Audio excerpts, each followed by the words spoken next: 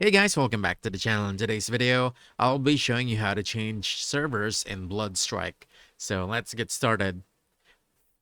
So usually to change servers in Bloodstrike, you have to go to your settings. Then from here, you want to click the headset icon to reach their support team. Then from here, you want to choose server transfer.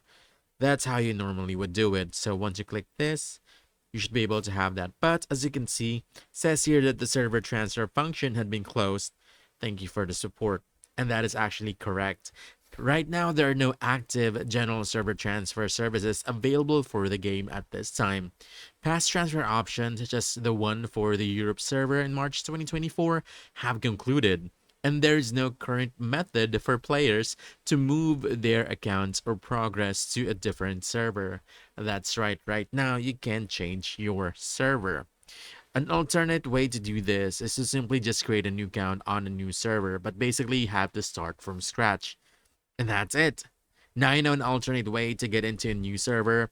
So if you found this helpful, don't forget to hit the like button, subscribe for more quick guides, and I'll see you in the next one. Thanks!